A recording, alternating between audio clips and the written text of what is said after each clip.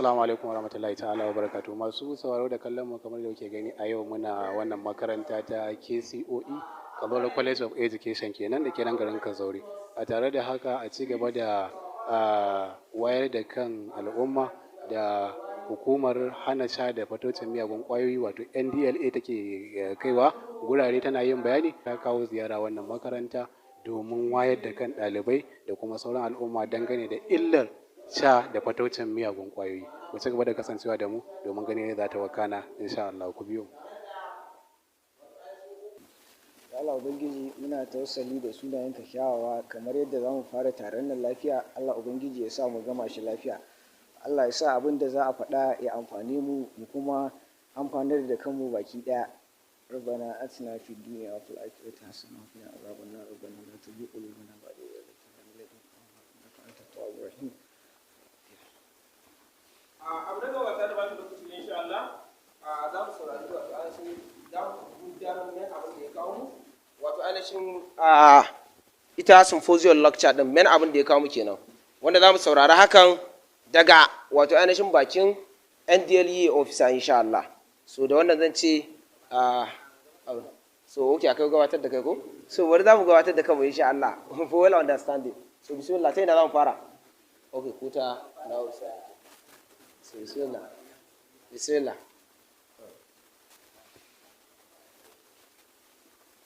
Assalamu alaikum wa rahmatullahi ta'ala wa barakatuh.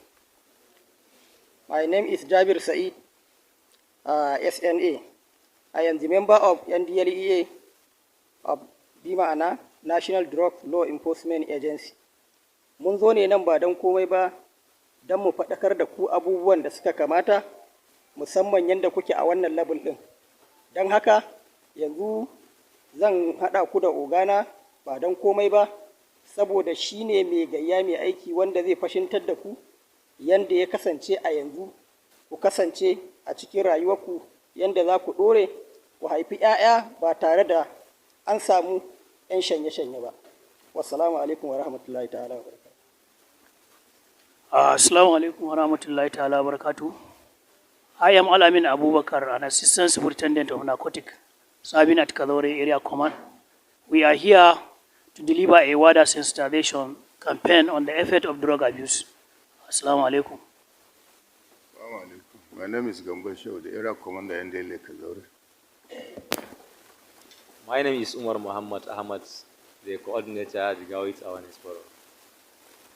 My name is Saifullah Sadis Yazid, member of the Gawit Awareness Forum in Kazaure local chapter. My name is Louis GYF member. My name is Abubakar Jakada Kazaure, the secretary of the Gawit Awareness Forum Kazaure chapter. Hi, Umar Salis MT, PRO, GYD. My name is Usman Sadisu, program coordinator, GYF Kazaure chapter. My name is Ravi Sarada, protocol GYF member. I Isa Muhammad Lawan by name, Assistant Secretary General, GYF Kazaure chapter. My name is Bashir Haluru. I am member of this group association, GYF, Jigawa Youth Awareness Forum.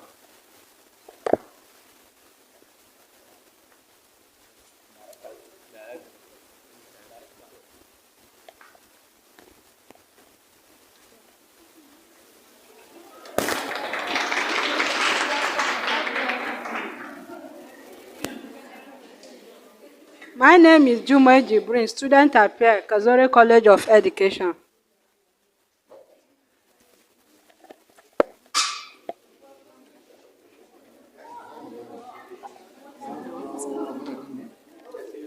Let's go. Okay. As you heard it from the MC and the area commander of Ndlea Kazaure, our mission here is to come and talk to you, hear from us on the sensitization lecture. You have been doing it in other institutions. This is not the only institution. This is the first time for us to come here. We have been in all this polytechnic, Shamila, they call it Shamila, all other institutions. This is the first time of coming here.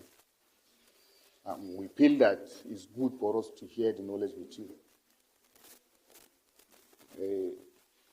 All of you are youth here. Nobody is below 10 years, and nobody is above 35 years. Or 40 years, I can say. So our mission here is as a drug enhancer. Because you are youth, you are very important to yourself. As a youth, you are important to the community. You are important to your family. We feel like coming here to share this drug awareness with you. Men are there, women are there. This habit of drug abuse, both the men and the women involved. It's not the activities of only men or women. Both sexes are involved. The available statistics we have at hand, 70% of drug users or drug abusers in Nigeria, they are youth, within the age of that 15 years to 35 years. That is why we choose to come here, because all of you are youth. Because you will serve as a stakeholder. Whatever we discuss, you extend it to your friends, families at home. Use the knowledge to safeguard yourself, you understand, in using drugs.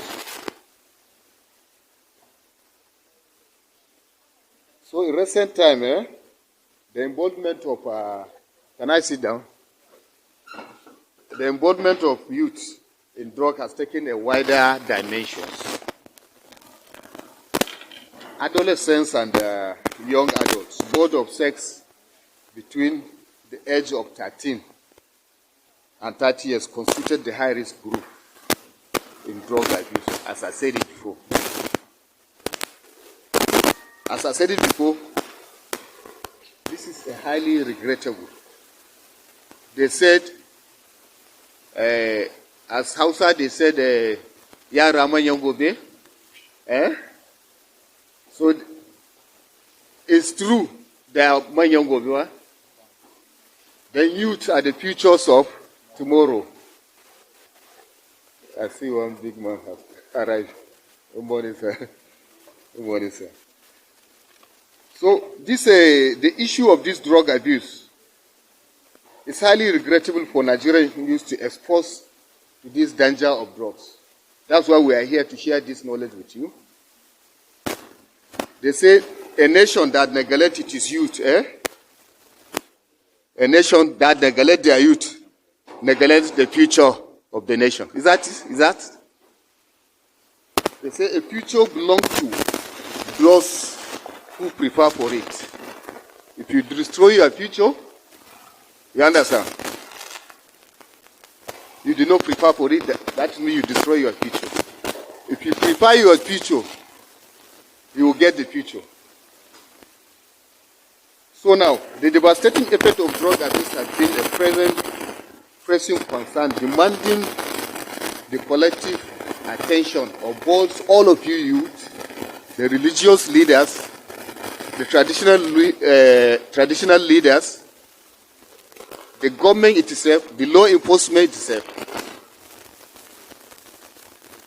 possibly and even. So we take you as a stakeholder.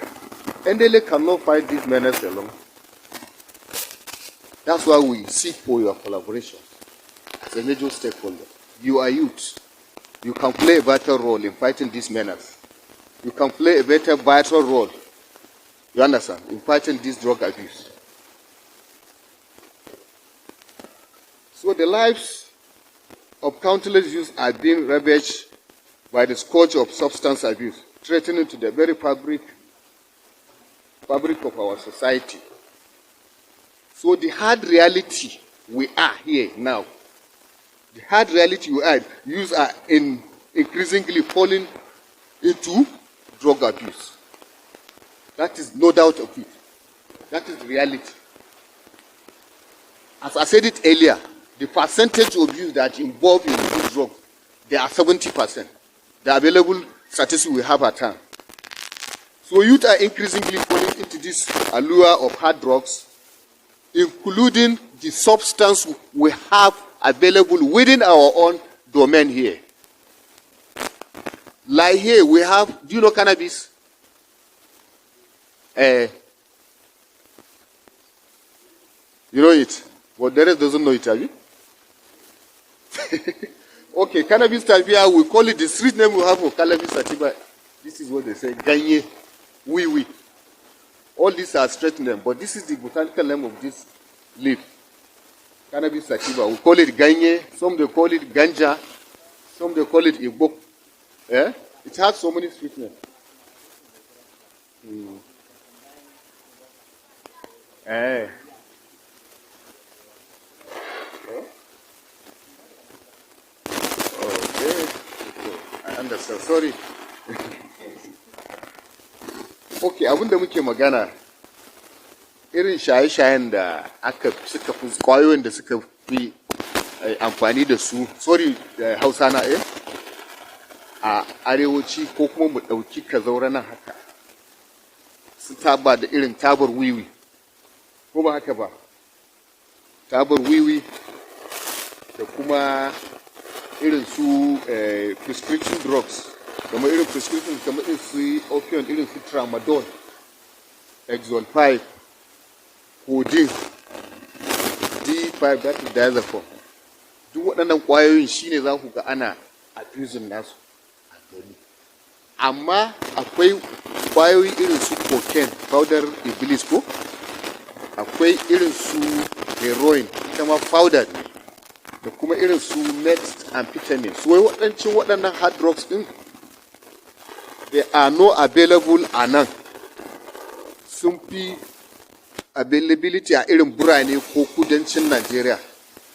Ko ba haka ba, da irin transit da ake fita da su kasashen turai. An fahimce ni? So amma irin drugs da ake abusing da su a nan, su muka fi magana, su kuma shine za mu yi magana a kansu, yadda za ku kare kanku ku taimaka wa al'umma a matsayinku na matasa. An fahimta? Shi ne muka lissafa su irin su wannan ganye da akwai a yanzu ganye ma akwai yawanci gurare za ka je ka saya a gari, ko ba haka ba? Irin su wannan tramadol din, su wannan exolfa din shi kira farin malam ko? Yawwa, su irin wannan su da ake solution, rubber solution. to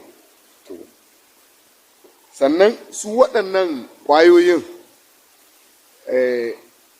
these substances are wreaking havoc in lives and leading to abin da ake kira addiction. Masu shan su suna, duk wanda yake shan wannan ya fara, ko ba haka ba, har ya fara ya ci gaba da sha, zai zama addiction da ake nufi. Sabo ko? Yawa, wanda yake zai wuya, is hardly for somebody to stop abusing this types of drugs, unless you went or admitted for rehabilitation. If you are lucky, you understand. After treatment and rehabilitation, you can come back to normal stream of your life. So, za mu yi maganar stage na drugs kafin daga baya. So, shi wannan shaye-shayen, in ka fara shi, ka ci gaba da shan shi, za ka yi leading zuwa addiction. Kamar wannan sabon. To shi kuma ko kuma na ɗaya kenan. Na biyu kuma akan ce za ka sami mental health issues. An fahimta mental issues like anxiety, the depression, da irin wannan physical health problems kenan. Mental health issues. Ko ba haka ba, za ka sami psychosis da irin depression, ko ba haka ba. Fa mental health issues kenan. Sannan akwai shi physical health problems da kake magana, shine za ka sami organ damage da sauransu, da overdose da sauransu. Na hudu za ka sami social problem, relationship naka, relationship, idan social problem da muke magana, in kana shaye-shaye, you will end up kai ka rasa aikinka, don ma'aikata ka za ta kore ka ko? In kana ɗalibi ne kana shaye-shaye, ba aka iya karatun ba, kuma da ƙarshe za a iya korarka ko ba ka baka is part of social problem da muke magana ko kana aiki a ma'aikatar ku ka kasa shaye-shaye kake ko ba ka ba za a iya korarka kaga you lose your job ko ba ka ba da kuma irin crimes da zai ka faruwa sakamakon shaye-shaye wani shaye-shaye ya je ya sata da sauransu those are some of the social problems the economic problem kuma loss of productivity financial instability duk mai shaye-shaye mai amfani da za ka gan shi yana da matsalolin irin kuɗin da yake shiga abu daga ya samu kuɗi ga abin da zai je ga abin da zai remember shaye-shaye nan ba namiji ba mace ba babba ba yaro ko ba ka ba abun ya gurɓace don za ka ga su kansu akwai matan da ake amfani da su suna distributing drugs sukan yi amfani da hijabi ma a kai gida-gida ana we presume all of you are innocent ko ba haka ba our purpose of coming here ba wai kuna shaye-shaye ba ne amma an ce in kana da kyau ka kara da wanka ko ba haka ba so irin skill din da mu gaya muku ku yi amfani da shi za ku safeguarding kanku in future ko ba haka ba kada wani ya zo aboki ko abokiya ya liyorin ɗinka ka so ka fada shi irin wannan shaye-shaye especially wani zai ce maka idan ka sha idan kai sniffing cocaine you will end up za ka iya kwakwalwarka za ta buɗe duk abin da ka karanta shi a littafi sau ɗaya ko handout ne in ka karanta sau ɗaya ya zauna ma a kwakwalwa ko ba haka ba those kind of deceiving da ake a makarantu da irin waɗannan ko kuma in ka sha wannan types of drugs ga abin da zai sa kwakwalwarka za ta sa kamar photocopy ne in kai abu ko ba ka ba duk abin da karanta zai zauna maka kuma the reality is completely lie ko ba ka ba ko kuma in ba ka so kai bacci ka sha wannan abu wannan kwayar ba za ka yi bacci ba you get time like 3 days kana karatun ka domin ka fasa exam so idan kuma ke mace ce za a ce miki ai idan kika sha wannan domin mata they are into this drug ina gaya muku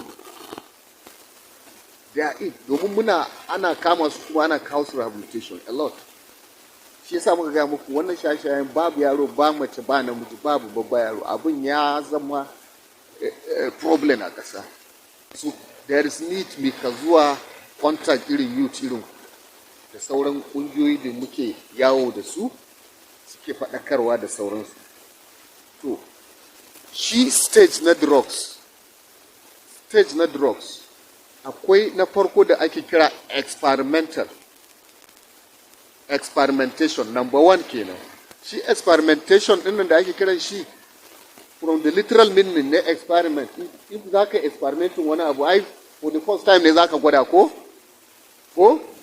to shi ake kira waɗanda yake ba those who have not started taking drugs waɗanda ba su fara shaye-shaye nan ba wani zai ce kai ai na ga ana shan codeine kai bari ɗanɗana in ji mene ake ji a ciki ka gane ba bari ɗanɗana shi in ji wani kuma zai ce abokinsa ne yana shaye-shaye ce kai kwakwalwarka ba ta ƙarfi ka ɗanɗana wannan abu ko kuma an ma faɗa a gida ko kuma kana da wani bukin shi ce kai ka je ka ɗan sha tramadol guda biyu kanka duk wannan problem ɗin zai ɗauke maka ko kuma ai malam wani ya bani kare over guda 3 ba zan iya bacci ba sai a ce ki sha ɗan kaza duk wannan zaki manta da kare over so that is for the first time sai ka ce to bari in je in sha domin wannan damuwan nawa ko ba haka ba ya kau so wannan experimentation da muke magana wani idan ya fara na farko din in ya ji daɗin abun that is a gateway for him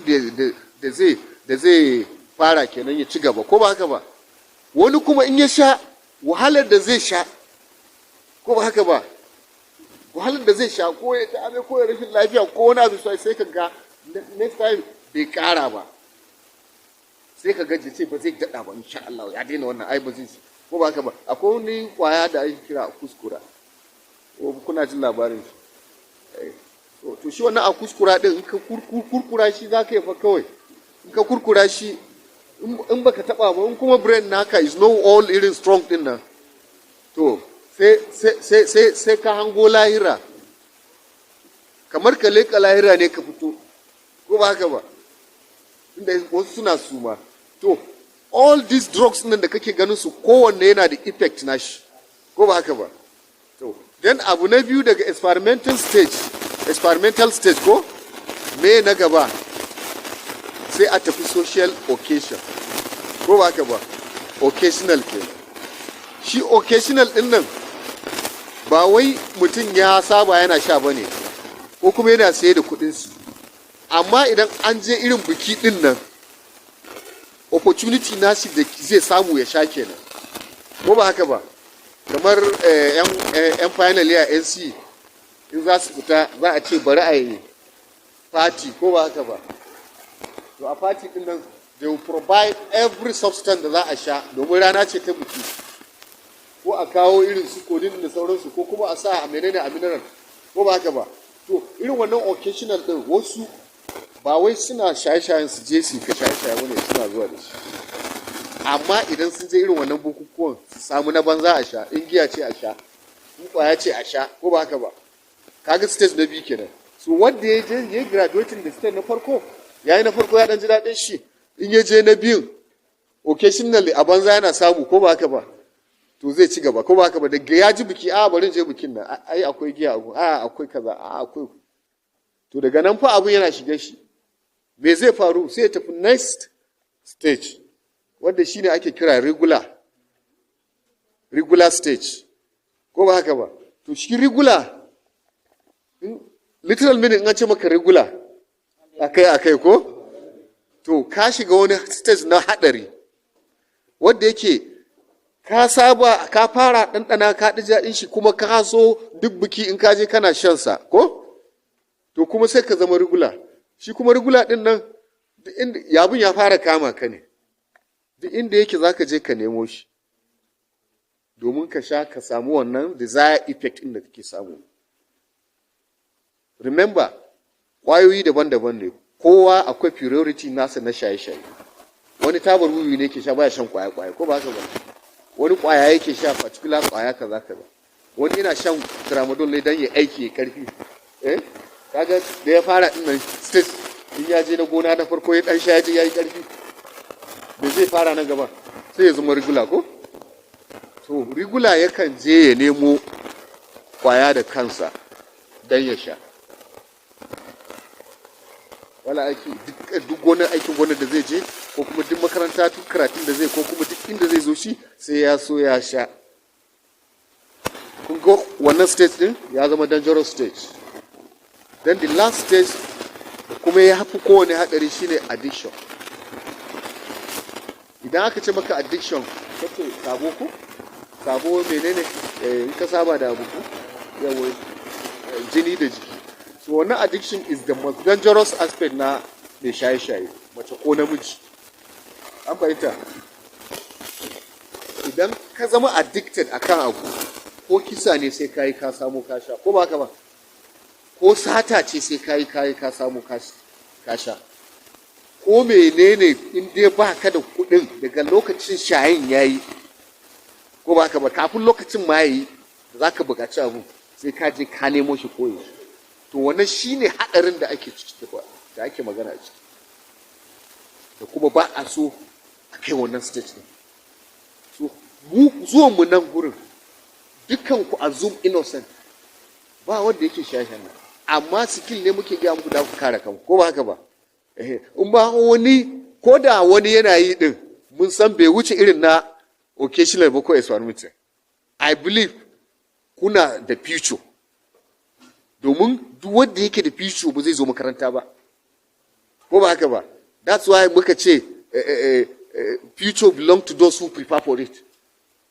What they be preparing future nashi ba, they suka yanke. For a student ya zo nan gurin, that means you prepare for your future, ko ba haka ba. Domin me, kuna so ku gama makaranta, ku je ku nutsu, ku zama masu mutunci, ka samu aikin yi da za ka yi, har ka zama ma shugabannin kasa ko gwamna ko wani abu, shugaban al'umma, ko ba haka ba ne. you prepare for your future. So ba ma addu'a wani ku shiga wannan stage ko na experimental ba ko ba haka ba.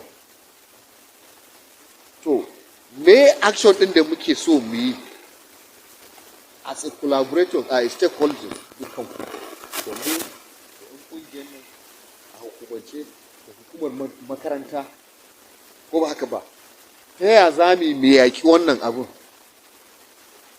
Ba mamaki a makarantar yana akwai masu yata ko ba haka ba, wannan ɗabi'a ce, ba mamaki ko ba haka ba. To ta yaya za mu haɗa kai mu yaki abun, shine question na farko ko ba haka ba. So this call to action ba, it is a time for parents, the community, the student, the law enforcement agency, even the management of the college here. You understand?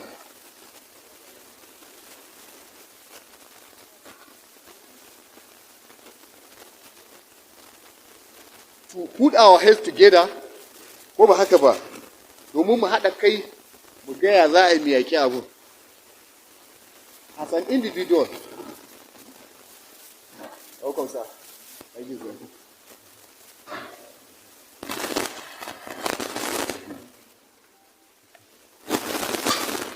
Sorry, but okay sir.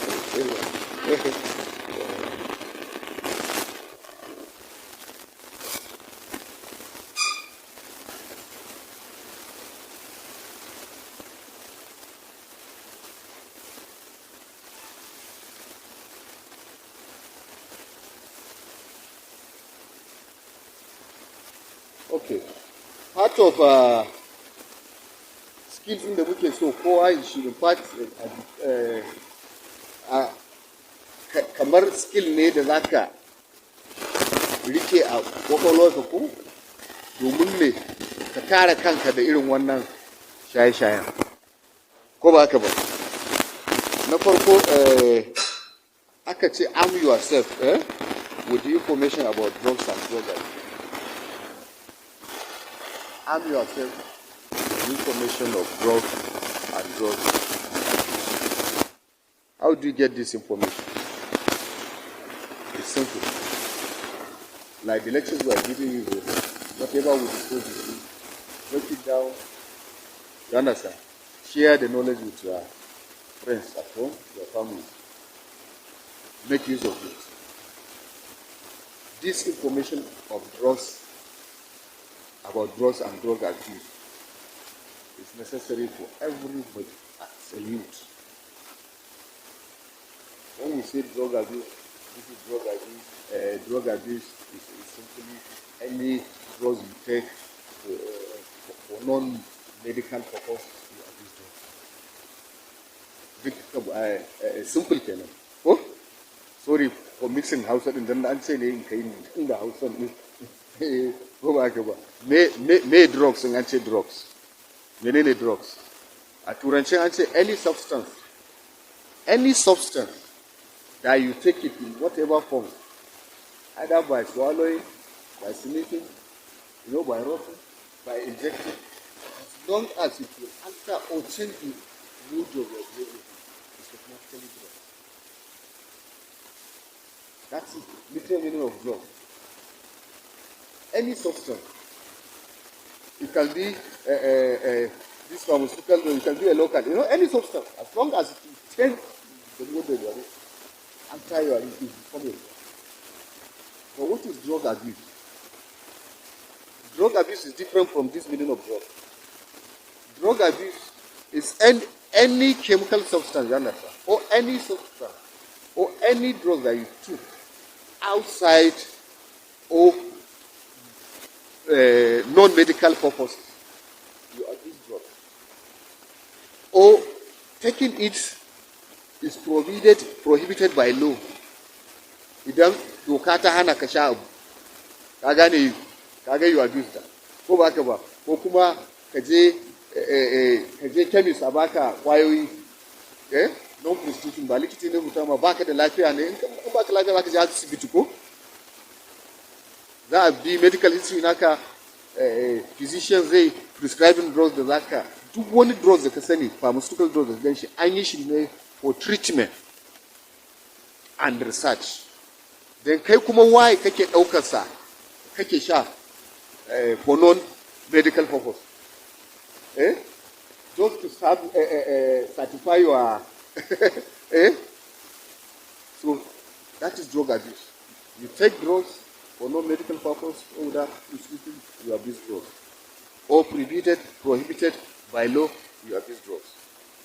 Those drugs that are prohibited by law, you're supposed to know them.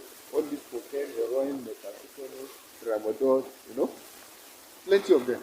Some you don't even know them if I mention them, because they are not available within your community. But all these ganye, tramadol, all these pharmal, how do you call it, codeine, all they are available here. But most of these heroin, cocaine, they are not much available here because the environment matters. All these drugs you can find them in the cities, only in the south. Plenty of them. Guana, plenty. Methamphetamine, ice, plenty of them. Okay. So, number one, we say arm yourself with information about drugs and drug abuse. Secondly, be assertive while saying no to them. Just put it at the back of your mind. In any circumstance, if somebody offers you, you say no. Don't change the story. Just stand by your right. Even if you are best friends, say, Abokina,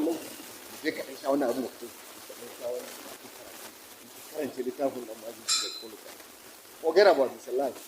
Just be assertive with that language. Anybody offer drugs for you, stand no. Because you cannot do it. I think if you are best friend, you say, okay, you are no longer my friend. That's what I think. Those are some of the things we are telling you. Number three, change the subject. If somebody say, let's go and do this, let's go and do this, just practically as a friend, just change the subject. My father said, I have something to do. Maybe tomorrow, all this time, leave the guy, let him go. Kawai ka gaya mashi ya ce abokina zo mu je zaka raka nan ba ana buki a kaza za mu dan sha wani abu ka gaya masa kawai ka wallahi an ji zan yi wani abu ka gane ba in kana jin kunyar su kenan ko na uku suggest alternative activities. If your age mate or friend or somebody you understand lure you to do drugs, you understand, suggest alternative for him. Tell him go home. Tell him is bad. Let's do something else. I cannot do it. Or ignore the person. Completely ignore him. Anybody offer you drugs. Because women take drugs. And even men take drugs to enhance sexual performance. You know that? So, people take drugs for a different purpose. The drug of abuse are different. That's why we mentioned it earlier that there is this. The purpose of this, there are some certain drugs, they increase the activities of central nervous system. Your central nervous, and there are some drugs would slow down the activity of your central nervous system. There are some drugs you take, they produce hallucination. So many, you understand? You will see sound when you take that drug. You will see the sound, really.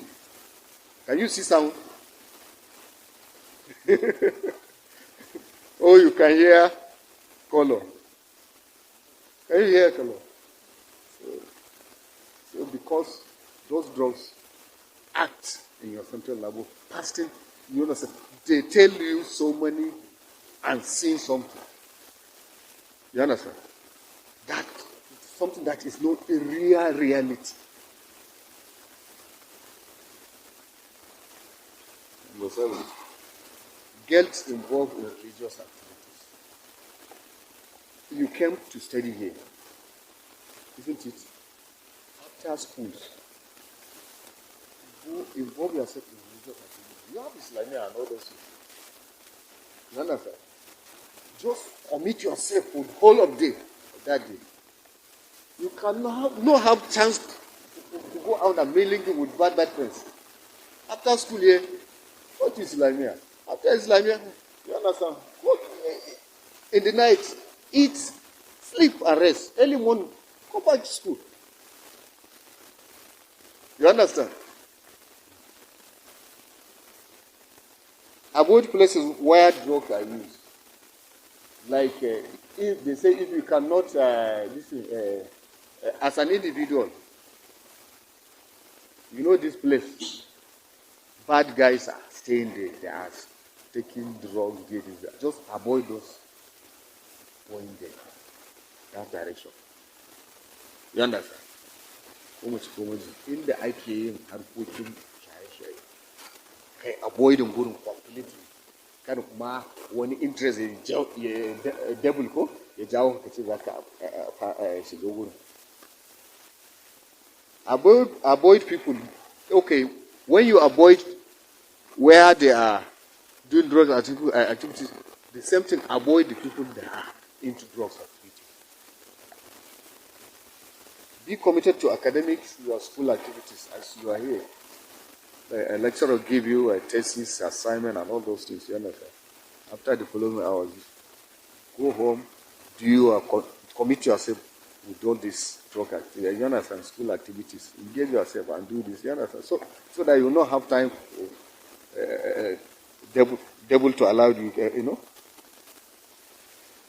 Obey rules and regulations of schools, homes. You know. If you are in schools, there must be a rules and regulations. Obey your rules and regulations. The same thing at home here. The same thing at home. When in a problem confined in your parents, teachers, religious leaders, and process of it, if you have a problem like maybe, okay, I failed this paper, I have to carry over. Instead of, you understand, putting pressure for yourself, let me go and take this drug so that all this vacancy can wipe away. What you supposed to do, you understand? Contact your teachers, contact your parents, you understand? As for the problem you have. Report users or sellers of parents. Okay, report users. Like in a school here, you see somebody taking drugs within the premises. Help the management. Report that guy to the management. This is the activities of so person he's doing that, so that he cannot what? You understand? Part Osuko. Abi?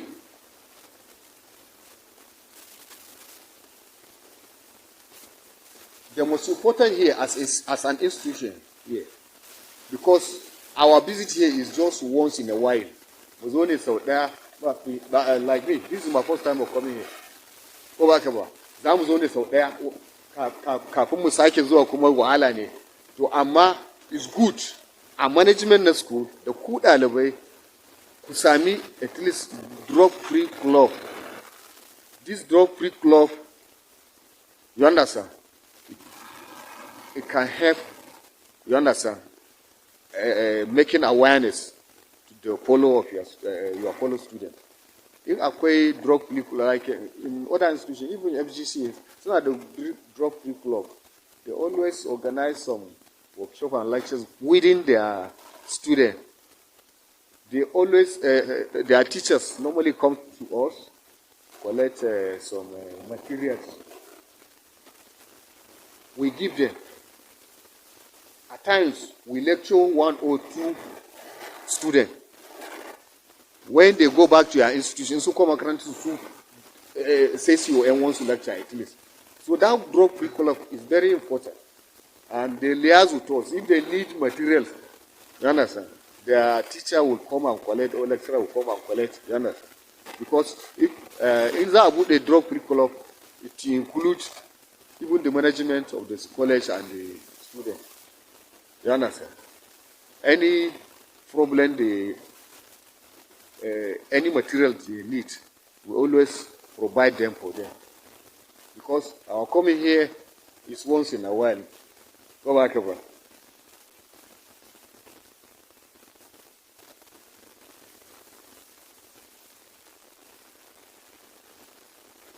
Sorry. There is this thing where I was at.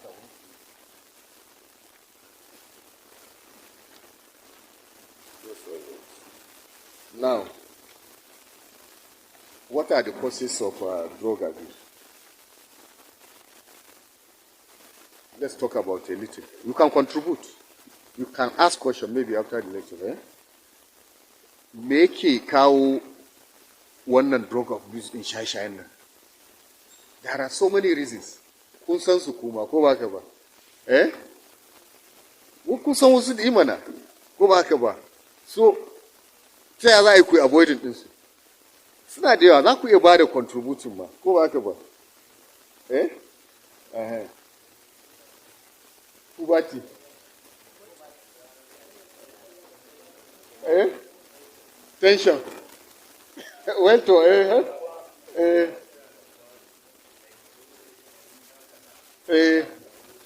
haka daga nan kun aka fara za a iya miƙewa. You are right. Gaskiya ne. Kun sani ko ba haka bane? Eh? Ba wasu. Eh? To yawa. Shi ne ma babban ma. Peer group. Shi ne babba. Domin me an ce abokin da mun kusa. Idan kana da aboki mai shashe, in ba ka lura sosai ba, wallahi zai jawo ka. Ko ba haka ba? So kaga age mate din nan yana da haɗari. Sai na biyu, irin availability na shi drug din da za ka gan shi a ko'ina, ka gane ba? Ya kan sa mutum irin tension din nan. Ko ba haka ba? Kana ganin abun ko'ina ana yin su sai ka ce, kai wannan bari ɗanɗana wannan abun wata ran. Ko ba haka ba? Da irin advertisement. Ka san advertisement, a nan dai mu arewa ba a advertising din irin waɗannan drugs. Ku remember drugs fa ba wai iya prohibited drugs bane ba fa. Giya ma kwaya ce, gora ma kwaya ce. Ko ba haka ba? Akwai drugs, akwai abin da muke kira conventional da kuma non-conventional drugs. Ko ba haka ba? Conventional drugs su ne irin waɗanda muke ta faɗa su cocaine da United Nations ta zauna ta yi doka a kansa internationally. Su kuma non-conventional drugs su ne ake kira waɗanda yake ba doka amma kuma ƙwayoyi ne da suke da illa. Kamar irin goro ko ba haka ba? An gane ba? Kaga isa social drugs ko? Ba doka ba ne ba laifi ba ne ka ci shi amma yana da illa. Gadagi ko ba haka ba? Kaga ba doka amma kuma in ka sha yana da illa. A kuskura ne ko? Kaga waɗannan duka moringa ko da ake shaƙa.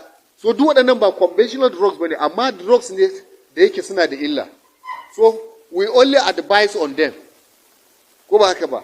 We only advise on them. Taking them is sai ka kaza kamar wannan gora kana ci ka gane contin ne ka gane yadda taba za ta yi abu na ɗin damage huka haka shi ma yake.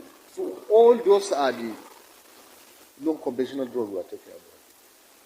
Kamar na taɓa sabin a Plateau State akwai wani giya da suke haɗa normal ne ba giya ba ne to kamar giya ne amma locally suke haɗa shi suna kiran shi goskolo.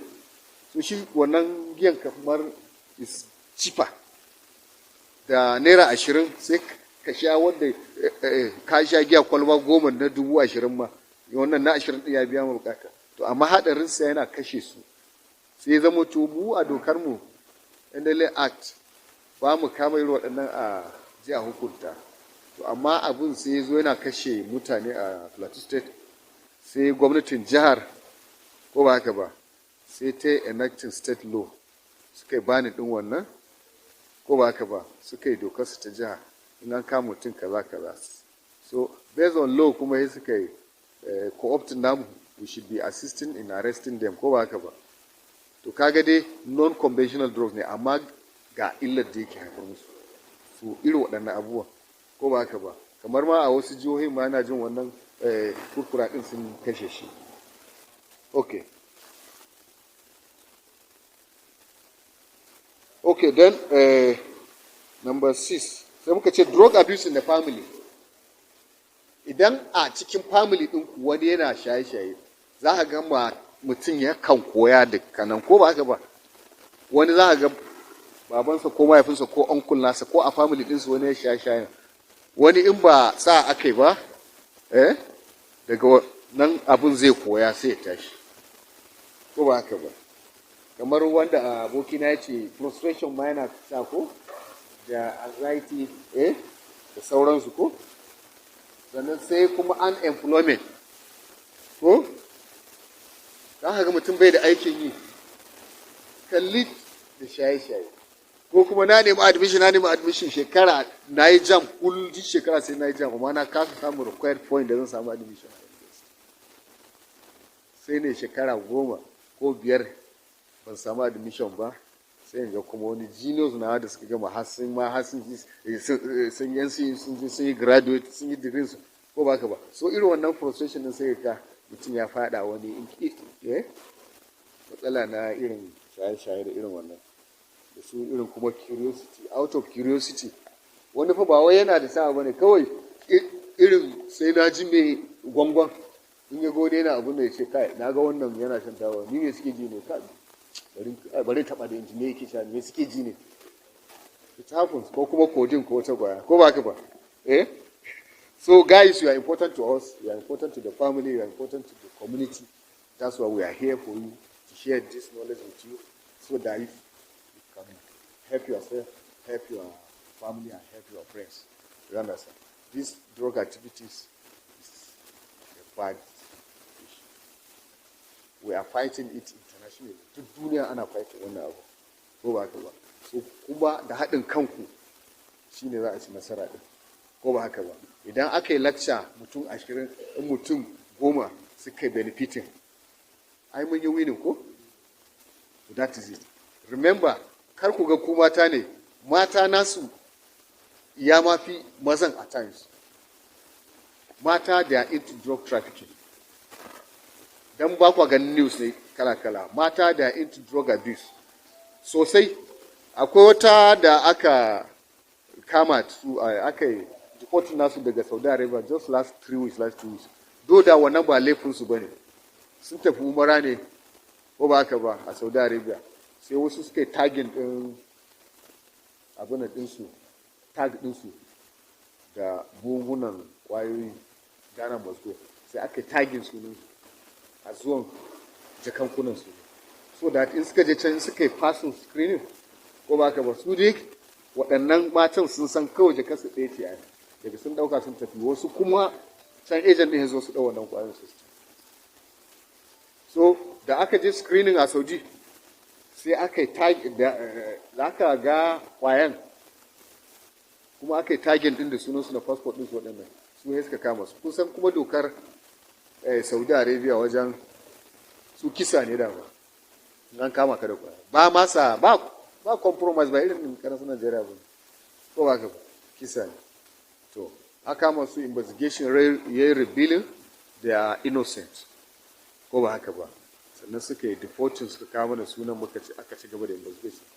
So da karshe sai aka gano waɗanda suke tagen dama irin airline staff nan ne da sauransu ko ba haka ba. So akwai wanda irin waɗannan trafficking din za ga innocently ne suke fada ko ba haka ba, innocently suke fada ba wai suna yi din bane, ko kuma at the point of screening wani ya ce da Allah abokina jakan nan sun mun yau da Allah rike mun wannan, muka je da Allah in na sauka a jiya kaga da ya baka wannan ko ba haka ba, kai kuma baka sani ba, wato baka san me ba, kai dai kayan ne saboda Allah ka taimaka masa kayan ya masa yawa ko ba, shi kuma daga ya tsallaka ya wuce zai je jira ka ne, in ka wuto zai ce na gode, in baka wuce ba aka maka ko. So ba ka yin abun ma sai ka zama very careful ko ba haka ba, za ka zama very careful, tana faruwa. Kuma mata maza a ce da Allah dan samu a hijabin ki wannan wanda kai ba ki sani ba ko ba haka ba. Ko lokacin da zan je Saudiya wata shekara wani ya ce min wai ga maganin gargajiya in da je can a koyar da zai zo karɓa sa, kai ka bi da ni ba irin wannan mutane ko ba haka ba. Kuma it become necessary ka karɓi saƙon mutum kai screening ɗin message ɗin ka gani me content ɗin message ɗin me illegality na shi da sauransu ko ba ka ba domin yanzu ana concealing ɗin drugs kai kanka in ba ma'aikaci ba ne ba ka iya sani haɗa kitso ana yi a kitso drugs a yi ana injecting in an je a yi kashin sa kwayar sai a wanke so abu ne tunda ba sani kuke ba ko ba haka ba no da gaske mata ina gaya miki akwai macen da za ta dau da za ta ai hawa ne ma wani zai iya swallow din 150 kullum mana waya na nan da mun zo muku da display na abin da wani zai dau 200 zai iya haɗe 200 wani zai iya 300 so it depends ga yadda cikin ki yake ko kai cikin ka yake to amma remember in ka sha wannan in ka haɗe fa ba a shan komai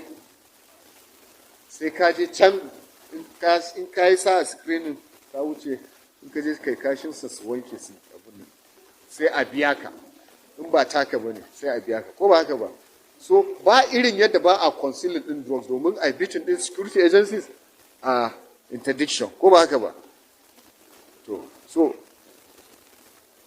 akwai kuma wani inda zai concealing din drugs ba ka sani ko ba haka ba a ƙasashen turai akwai inda ma ake tsarga jikin mutum a concealing a stitching abu da to amma duka irin waɗannan abubuwan based on experience da profiling da sauran scanner da mai ana dictate irin su so daga mutum ya haɗiya da ka bashi kwalban lemo ɗaya zai ma kashin su a wani so ba abin da ba a yi ko ba haka ba so takalmi ne za a iya buɗa a yi maka kwafalin a waya ce irin wannan ko ba haka ba komai da kake ana concealing drug ko ba haka so one is very careful those are the issues da muke ko ba haka ba Allah samu dace so kamar yadda muke magana call to action ba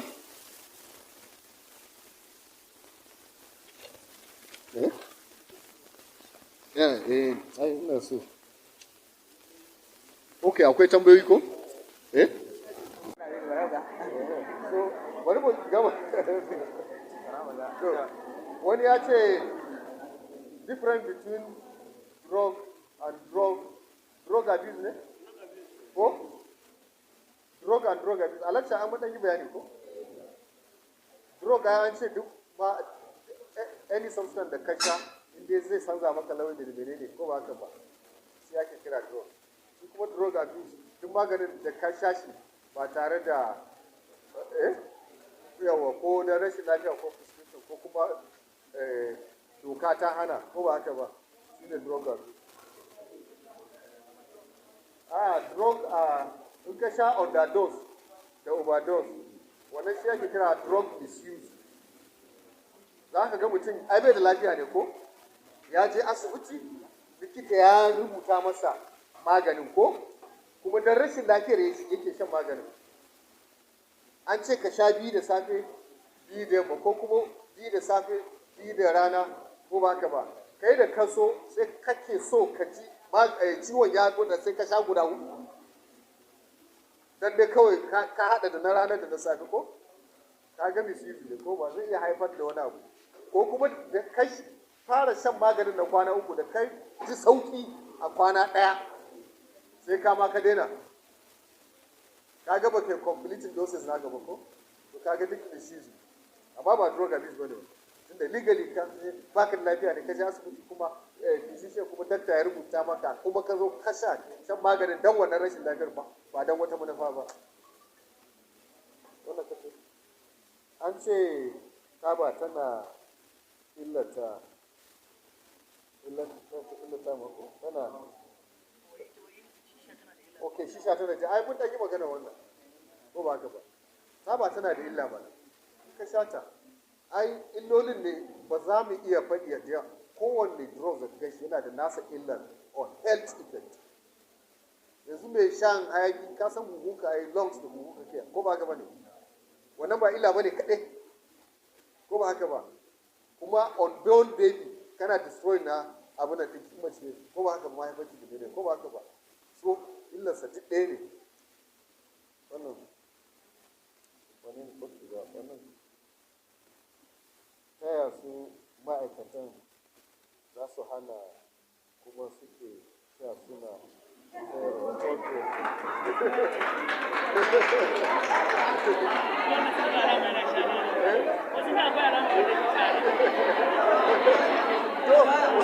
wannan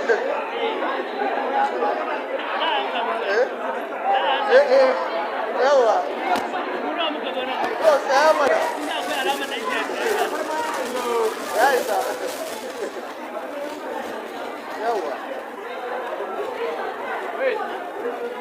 ya isa mana bari ba ku bayani na gamsarwa a dokance duk ma'aikaci da Ndlea aka kai ko aka kama in ya sai da kwaya kora ce kuma za a ɗaure shi yadda ka kama kowa ke ɗaure so ko ba ka ba in kana da wannan tabbatar ko ba ka ba duk wanda ma'aikaci domin mai kare doka ya kare doka ai dole doka ta wuce fiye da wanda ake police ko ba ka ba wannan dole ce kuma masu sha da dokar sayarwar da ko dokar shan haka take domin a hukumance bayan dokar kasa ta kan shaye-shaye su ma ma'aikatan suna da tasu dokar ta cikin gida ta yadda za ka yi aiki ko ba haka ba idan kai misbehaving za a kore ka in misbehaving da kai ba iya na kora ba ne a ɗaure ka za a ɗaure ka kuma ana hakan din ko ba haka ba wannan reality amma idan ka ce wai za ka ga social drug kamar sigari ko ba haka ba da ma'aikatan za ka ga wani yana shan sigari tabbas ko ba haka ba amma dokar cikin gidan bata ce punishment ɗinsa idan ya sha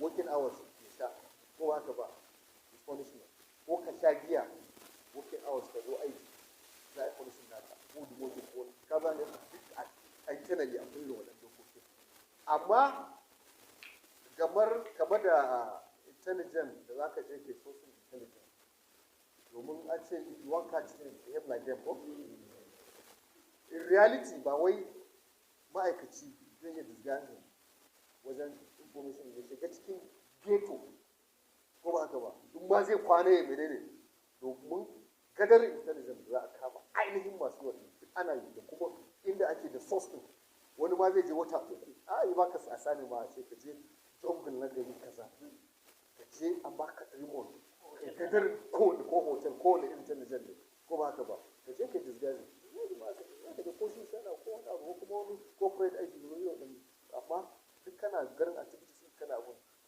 a irin wannan jungle din abun da aka ce ka dan in ka shiga ka ga za ka je ci kowa duk wanda yake kwaya ai ma baya ci bai ma damu da kai ba ko ba haka ba to amma to pretend like them aka ce sai ka sha irin sigari ko ba haka ba ita ma oda purpose ko ba haka ba dan idan mutumin yana sai da wiwi ka to da sigarin ka ai zai ga wannan member din su ko ba haka ba to this guy amma in ka sha wiwi a wannan application din you commit an offense ko ba haka ba that is amma wai doka ba ta ba wai dan Ndlea ya sha baya ko kuma ya sayar ba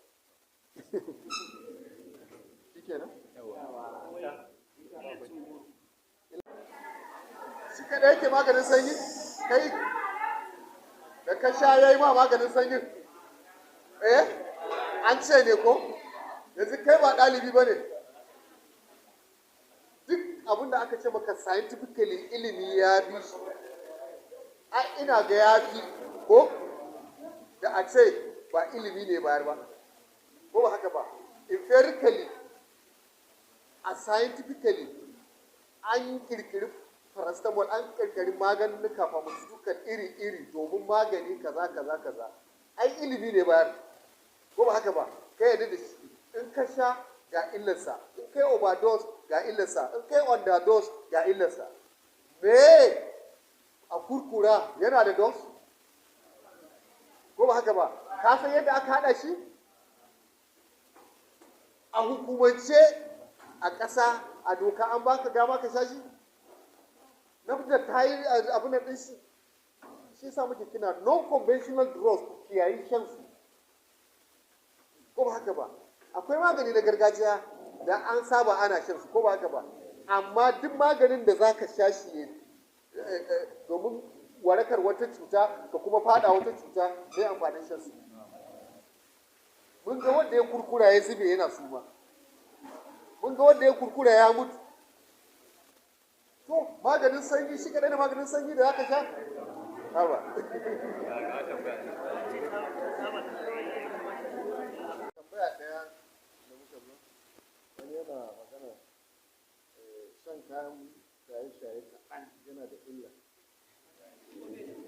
Ba yana ganin a wannan fashin da ba, za ta ba a kan haɗa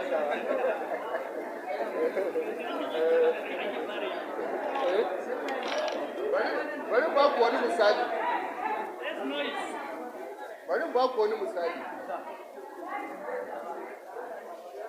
Yanzu kamar doka ce aka ce da ram ɗaya da buhu 10 duk laifinsu ɗaya. A doka ko ba ka ba? To, da sha kaɗan da sha da yawa, ai duk sha ne ko?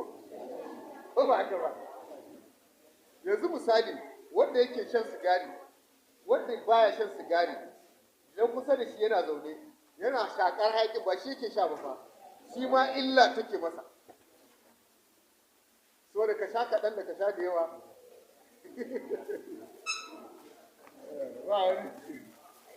To kamar haka ne, duk mutumin da yake is not willing ya daina shaye-shaye, dan ka kawo rehabilitation kansa, dan ka kawo shi Ndlea an yi kansilin nashi, to fa in dai ba zai daina din ba, to ba zai daina ba. That is the truth of the matter. Anybody? Social drugs. Dokar kasa ba ta hana ka ci goro ba, da giya, da sigari, da goro, shi ake kira social drugs. Amma mu maganar da muke a kansa dukkansu suna da illa. Faɗakarwa da ake yi illolinsu ka guje shi ko ba haka ba. Amma dan ka zo kana shan giya ba za a kama ka ba a ce hukunta ka, ko kana cin goro ba a hukunta ba. Amma me illarsa ko ba haka ba? Goro an san illarsa, yadda ta ba ta abu da ɗin huhu da zan da sauransu haka yake, ko ba haka ba?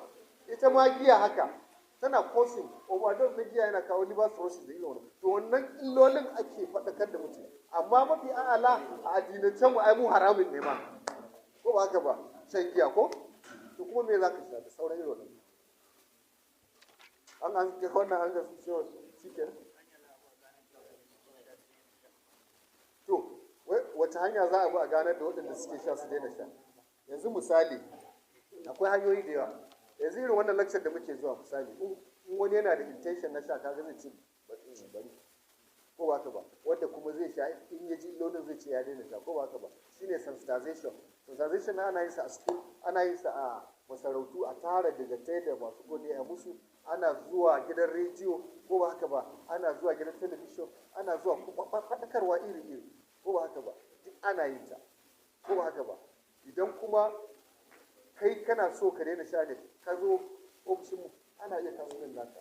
In kai addicted ne za a iya rufarin naka rehabilitation, za a yi rehabilitating naka. In aka yi, those are the measures kawai da ake bi, ko ba haka ba? An fahimta? Alama alam. Shi ke na kokarin bata darakta ta wuce lokaci.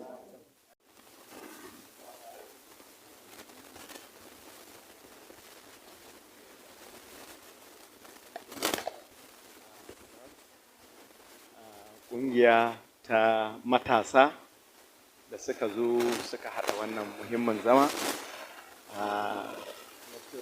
Uwana, ɗalibai, assalamu alaikum.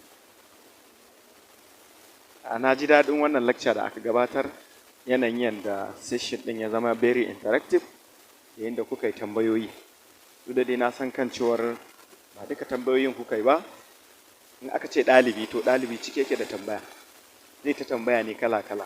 To amma kasancewar yanayi na lokaci, ina godiya ga wannan ƙungiya da ta haɗa wannan muhimmin zama, su shugabanni na hana sha da fatauci da miyagun ƙwayoyi, da kuma student affairs ɗinmu wadda ta zauna ta tabbatar da wannan abu ya tafi yadda ya kamata. Zan ɗan yi discussion kaɗan a matsayina na malami, dole dai akwai maganganu da yawa, ɗan faɗi kaɗan. Maganan yanayin da tambayoyi da aka yi da sauransu, akwai wata tambaya da aka ce irin a sha kaɗan. To wannan a sha kaɗan ɗin shine kaman zan kawo maganganu na Bahaushe. Bahaushe da yake cewa misali da yayyafi ko kogi, ai da kaɗan kaɗan ne yake zama da yawa. Kuma sai Bahaushe yake cewa wata kalma da yake cewa idan naka sha giya sha ta dubu. Za ku ga yana faɗin ta ne akan abin da za a yi ba daidai ba, ba akan abin alkhairi ba ne ba. Ba wai ka tashi ba da sadaka ba ne sai za ka sha giya sha ta. Ka kula wani abu ne na laifi. In za ka sha giya sha a lokacin da dubun wani babban abu ne, dubun ma'ana watakila za ka iya samun ta kwabo ɗaya, amma ya ce sha ta dubu, ma'ana laifin dai wannan kaɗan ɗin laifi ne, da shi da na dubun nan laifi ne.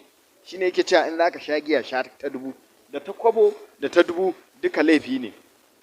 Akwai maganan da ya na kan cewa yanayin cutarwa kamar wanda suka yi magana akan cin goro, yana da wani sinadari ne da ake ce mai da shi caffeine ko ba goro kaɗai yake da shi ba, akwai abubuwa da yawa da suke da shi kamar Lipton yana da shi, dan dai mataki ne akan kowane Lipton, kala-kalan ganyen shayi da ake da su shi ma yana da shi. Zan ba da misali, ina da aboki yanzu in ka ba shi Lipton ba zai sha ba, abokina ne, kana ba shi zai ce a saboda yana canja min abubuwa, ya riga ya sani. Wani abun kai ne da ka sani, ba wai lallai drugs ɗin ba ne kamar yadda ake ta'amali da shi a drugs, amma me kai yakan canja ma abubuwa, to ka guje shi, zai zame ma ƙwaya haka, saboda wannan cutarwar a jiki. Gaba ɗaya mu nan musulmai ne, muna da addini, da ma wanda ba musulmi ba yana da addini. Duk addini ya hana ka kai kanka ga halaka, aya ce guda ko kada ka kai kanka ga halaka. Me ya halaka? Duk abu da zai cutar da kai sunan shi halaka. In kai wannan kayi me ka saba, kada ka kai, sai ubangiji ya ce kada ka kai kanka ga halaka. Sai wannan abokin na ya tabbatar da Lipton zai cutar da shi, sai ya ce ya bari, amma ni ba zai cutar da ni ba, ni sai in zuba biyu in zuba uku ma ba abin da zai mu, amma shi kuma yana sha kawai ya zame mishi bala'i, ya ce to ya daina. To haka abin yake, kai akan kanka yanayin jini ne, za ka gane kan cewar wannan abin zai cutar da kai, ba wai lallai sai an ce ga wiwi ga sigari ga giya ga kaza ga kaza ga kaza ga kaza ba. Kamar yadda na baku misali da wannan Lipton, bari mu baku misali da kamar burkutu da ake yi.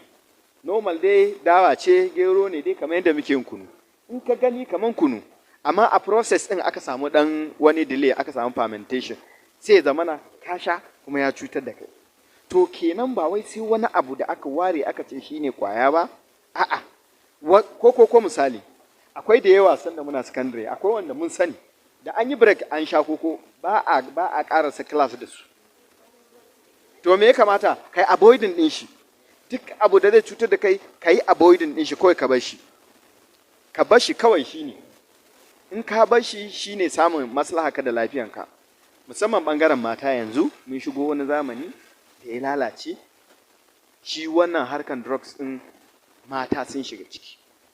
Macen aure za ka ga gidan da macen aure a gidan amma nan ake taruwa a yi drugs kowa kala-kala. Mata, haba. Me ku da aka san ku da tarbiyya, ku ne masu ba da tarbiyya? Ai mace ita ce mai ba da tarbiyya. Kowa ya tunani da aka haife shi, babanka ya tafi gona, wataƙila sai azhar. Babanka direba ne, wataƙila sai dare, kawai kwana biyu bai zo ba. Ma'aikacin gwamnati ne, malamin makaranta ƙarfe biyu an taso shi. Amma wannan awas ɗin shi yaro yana tare da me mahaifiyar shi, ita ce za ta ce kai bari, kai yi kaza bari. In ta ce maka bari fa ta san wani abu ne da ya cutar da kai. Mace kenan fa. To kuma a ce wannan zamanin mace ce da wannan harka ta shaye-shaye, ai sai nake ga al'umma ta lalace kenan, an riga an lalata al'umma. To ta yaya za ki kwaɓi ɗanki, ta yaya za ki kwaɓi yaronki in ya zo da wannan, ta yaya za a ki kwaɓi yaron ƙawarki, ta yaya za a ki kwaɓi yaron jikan gidanku, ta yaya za a ki kwaɓi yaron unguwanku. To gaskiya wannan ɗabi'an da mata suke yi, ku yanzu da kuka ji daga bakin su kan cewar ga matakan duk da za ka bi ga dabaru, to kamata ku ɗauka ku kai wannan bayanin cikin gari, ku ɗauka ku kai shi cikin gari. Duk inda haduwa take ta mata, dole watakila za ku rinka jin wasu na maganganun wasu abubuwa na shaye-shaye da sauransu. Saboda shi wannan shaye-shaye mataki ne na buɗe duk wata fitina. Ba ɓarawo ba ne kai, ba ɗan iska ba ne ba kai, ba mara kunya ba ne ba kai, amma shaye-shaye kake yi wai don kai kulin tension. To a haka za ka shiga sata, a haka za ka imanin zai cire daga wannan shaye-shaye. idan aka ce wannan barawo ne to sata yake, wannan mai shaye-shaye ne, mai shaye-shaye ya fi illa saboda shi sai ya zo ya zama barawon ya wuce level ɗin barawon ma saboda wannan shaye-shaye, saboda ba cikin hankalin shi. Idan hankali ya bushe ba abin da ba za ka aikata ba, in dai hankali ya bushe ba abin da ba za ka aikata ba. To saboda haka ku mata ku ɗauki wannan abun ku shiga da shi cikin society, tunda ku ne nan ɗalibai kun je a makaranta direct da bakin su, to idan kuka shiga ku yaɗa wannan manufar. Kuma samari kamar yadda malam Jamilu ya kawo, ɗalibi na Jamilu ya kawo kasan malam makaranta ya kawo wata shawara akan kanku baki ɗaya, to ku yi amfani da wannan shawara. Kuma samari sai ku kiyaye, musamman gaba ɗayan ku nan ana sa ran malamai za ku zama, tunda kana yin NCE to kai ne ba da tarbiyya ne. Ilimi ba zai bada wa babu tarbiyya. Ka gina tarbiyyanka, in ta ginu shine za ka iya ba da ilimin na yadda ya kamata. In ba ku misali, ku rinka kallon malamanku duk da suke zuwa tsaya gaban ku, ko ne ka kalle shi za ka san akwai tarbiyya ko ya yana da ita, ba za ka haɗa shi da rashin tarbiyya ba. To a kiyaye da wannan nake mika godiya ga wannan ƙungiya da kuma manyan baƙinmu da suka zo. Mun ji daɗi kuma muna roƙon alfarman a ce duk shekara idan mun samu sabbin set na ɗalibai a zo a yi musu irin wannan lecture. Inda za mu samu wannan to za mu ji daɗi. Baya ga haka kuma ban sani ba, ina lecturing a polytechnic, ban sani ba ko kuna shiga, ya kamata saboda gaskiya muna da matsaloli da yawa a wannan makaranta. Saboda yanzu kamar nan in ka kalla duk Hausawa ne, amma idan muka je can za ku ga yaruka ne kala. Wallahi akwai issues da yawa.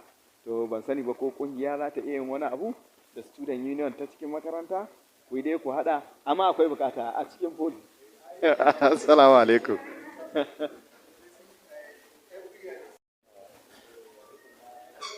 Assalamu alaikum. Da farko ina gaishe da malamai na, saboda waɗanda suke zaune a nan gabaki ɗansu duk na yi karatu a wajensu, da ofisosi da 'yan uwana abokanan gwagwarmaya da 'yan uwana ɗalibai.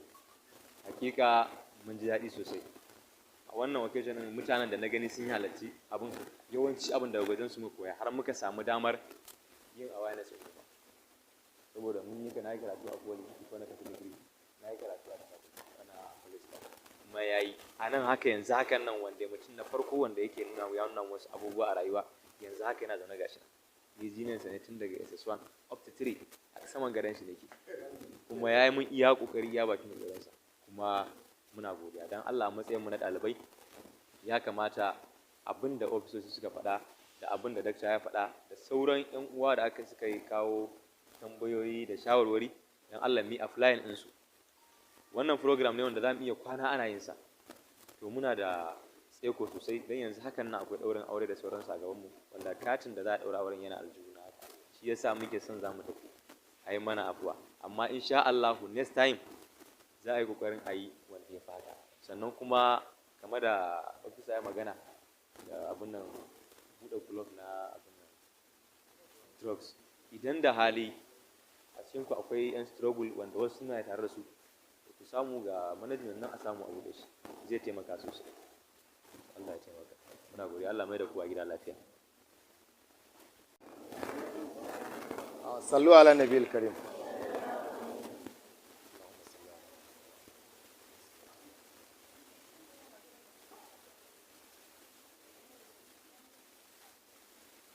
A makaranci falaki da nasi, abinda muka tattauna na alkhairi Allah ya ba mu ladarsa, abinda muka yi kuskure Allah ya gafarce.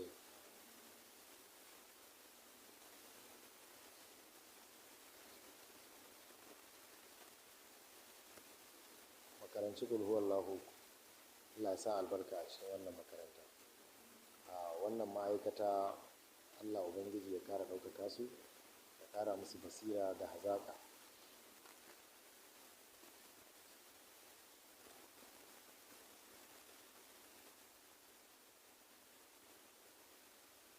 Cika da